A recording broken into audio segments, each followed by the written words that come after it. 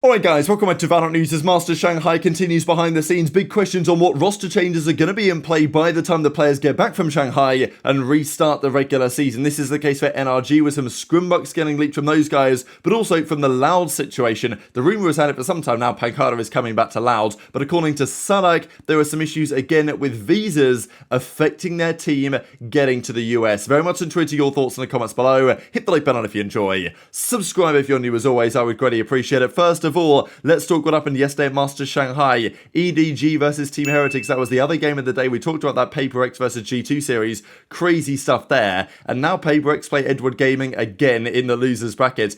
I was very surprised, I've got to say, by this. These were the talent predictions for this particular series. And I'm not really sure why everyone was so high on EDG here. Like, the top one with two of the talent picking G2 over pANcada is probably about right, because pANcada are the favourites. Couple of guys going for the underdog pick. But the EDG series, like, Edward have not really been that impressive. I know Heretics haven't maybe got their full strength roster. Mini Boo is not there yet. But Edward Gaming's performances at international lands as of late have been basically shocking. And it's difficult to me to see that the fact that FPX, the team that's in region, Edward always beat in the finals. FPX are very competitive now in China with Edward Gaming, but in the finals, Edward always seem to beat them for some reason. Internationally, though, it's a bit of a different story. FPX are actually a contender, and Edward Gaming are not, shall we say, because these guys just got crushed again. I know they've been messing around with roles a little bit, you know, putting different players on the smokes and all this. Of course, Smoggy, given his gamer tag, makes a lot of sense on the smokes,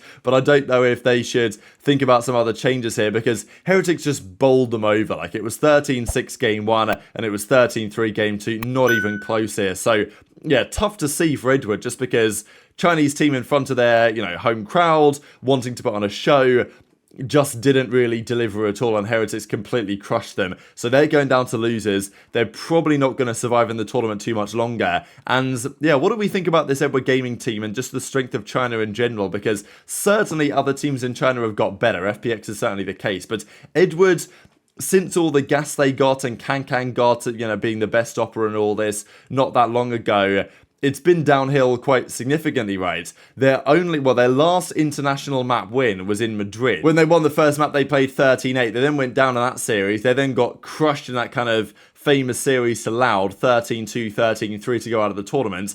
And now they've played Heretics their first game in and have gone down 13-6, 13-3. So, you know, kind of incredible how in 6 maps they've won enough maps, or won enough rounds to win 1 map, right? They can't even win, you know, 2 maps with 25 rounds over 6 maps of play. So pretty ugly, averaging basically 4 rounds a map at this point. And I don't know if that's going to be changing anytime soon, because they're going down to the losers bracket. So what do you do with the Edward Gaming team? It is a big question mark. And also why they might have been struggling, certainly getting the bye to the playoffs. We'll discuss that in a second. Meteor as well from Gen.G has been talking about exactly why their time in Shanghai has been so difficult. And it does make me think that, honestly, if Gen.G go on to win this tournament to make a really deep run, it will be incredibly impressive what they've accomplished here, because of, you know, we talked about the in-region stuff as well, struggling to get practice for obvious reasons. But as Meteor says, as soon as we arrived, I caught a cold. Lakia thinks he's got COVID. Texture as well has been going through it. So Gen.G have certainly been having a hard time here so far. This is the playoff stage as it stands. We'll discuss the games here in just a second, but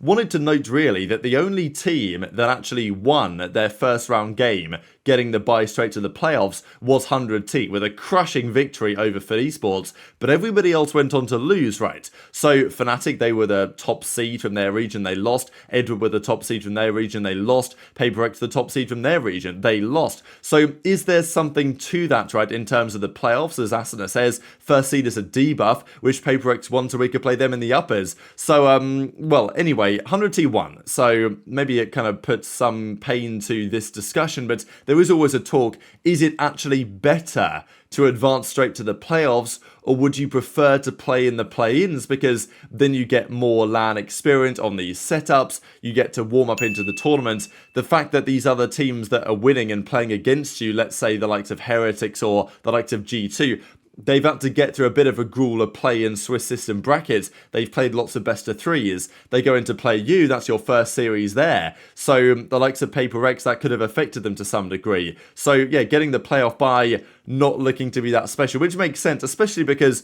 you know, pANcada got to choose their opponent, right? I mean, in hindsight, they probably wanted to pick for esports as 100T did and crushed them. I mean, to be fair to 100T, they would have picked G2 as well if they'd have got the chance. But that's, of course, not how things played out in the end. So maybe there's something to think about there in terms of, you know, winning stage 1 and not doing so well at the actual LAN. Because as Boostio says, yeah, winning stage 1 is a nerf. Guess we're just going to go on to lose to Gen.G now because all the other teams that won their stage 1 have lost. But, well, Munchkin says, it's okay, bro, you can win next time. But the thing is, with Boostio, right, is that clearly there was some degree of mistranslation or misunderstanding here in play, and then, you know, poor innocent Munchkin gets absolutely smacked around here by Boostio. You know, I was joking, little bro, we're about to smoke you guys. So, you know, calls him little bro firstly, then says they're going to destroy him in the next game they play, which of course is coming up shortly, and as Munchkin says, I'm sorry, bro, my English isn't good, I really thought you were doing that, my bad, like, I'll just stay getting clouded, I guess. So we'll see, because it's going to be a banger series, 100T versus Gen.G, when that goes down. Just as I'm recording this video, we have this series underway for esports versus Fnatic. It's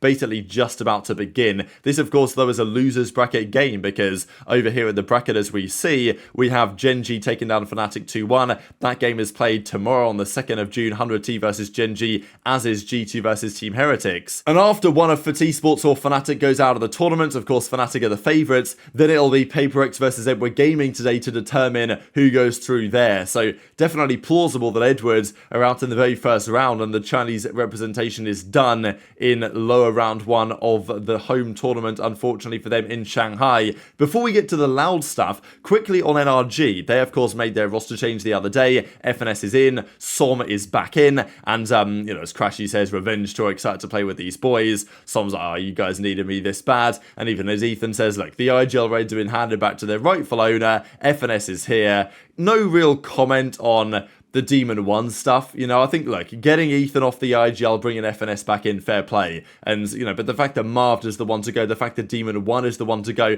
is certainly interesting, and would be nice to hear more on that at some point. Speaking of NRG, though, they have done rather well. This is here from Sinatra's stream, as you guys can just about tell her on the left-hand side, and he manages to find up these Scrimbux. So, you know, we've got Zelsis playing Zachary and co, it seems, at least, you know, 12-9-9-12. Maybe that's the same game, maybe it's not, but this one was the interesting part, 18-4, NRG, Crashies and Som. So, you know, not clear who they're playing, but there have been, of course, some talks when FNS and Som come in, how they're going to do in practice, in the same way that in the off-season, when we got all those Sentinels Scrimbucks, we thought maybe FNS was the was going to be the in-game leader, but of course it was Gen.G who turned out to actually be the mystery IGL, as it were. But in this case, someone FNS have come in. We have seen, I think yesterday they were 5-0 against someone in scrims. Today, or at least yesterday, they're 18-4. So, like, only a couple of Scrimbucks we have.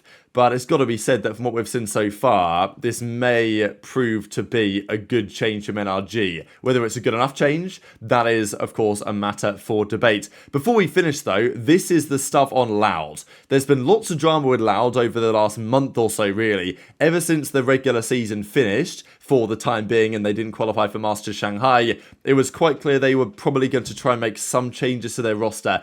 In the end, there were rumours that Les was going to go because there were like financial difficulties. The organisation then said, don't know what you're talking about, that ain't happening, Buster, and it hasn't happened yet. Then there was talk about, okay, what they're going to do. Obviously, Quick departs, they decide to make some other changes, and then the question is, what's going to happen with pANcada, right? Because pANcada could have gone to Furia a couple of times now. He's decided not to do so, and the team that makes the most sense is Loud. He was there before, played with Sadak. Assuming that Sadak and Les stay, I think that does make the most sense as a destination for pANcada. And the rumour the other day is that this is basically a done deal. That pANcada, of course, was on Sentinels. The team then made the change for Zelsis. They improved. They told pANcada, look, you know, thanks for your time. We're not going to hold you to a buyout or a contract jail or whatever. Feel free to go where you like. If you get a good offer, we will absolutely entertain it with no buyout involved. And I think that was nice to do from the Sentinel side. And as a result, it seems like he's going to go to Loud. The problem is, as Sadek mentioned on stream, that actually the team isn't practicing yet with their newly signed player, which, we're assuming is here pANcada, because we think that it's probably a done deal now. They haven't arrived back in the US yet. Now, of course, pANcada was in the US with Sentinels out there in LA, but we know that the visa situations for Brazilian players can be something of a problem, right? We saw these guys before where, I think it was the Loud team, wasn't it? After Madrid, they had to go back via Belfast to actually try and get their passports stamped and their visas sorted going back to the US in time, because they've got to get it renewed every 3 months or so. So it seems like for Brazilian players, getting the US visa stuff over the line is always a bit of a complicating factor. And even if pANcada was perfectly fine with his visa in the US for Sentinels not that long ago, that may no longer be the case. And it's honestly quite likely that he went back to Brazil at some point, right? After he was benched, and probably that's where he is today. So this would make some sense from Sadek if he was talking about pANcada here,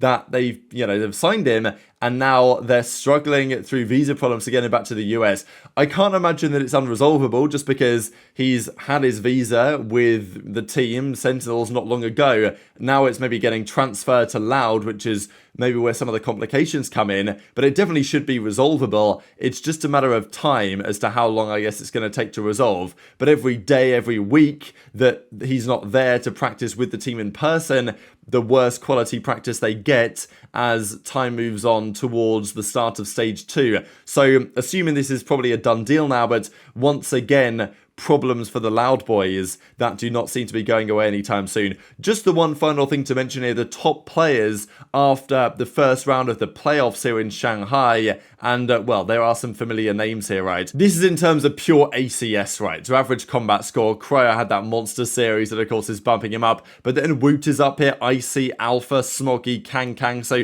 despite the fact that EDG have not looked so good in terms of ACS, their numbers are up here, but of course, relatively small sample size here with only a couple of games and maps played for most of these players. But very much interested in your thoughts on all this stuff in the comment section below. Hit the like button if you enjoyed, subscribe if you're new, take care, and I'll see you next time.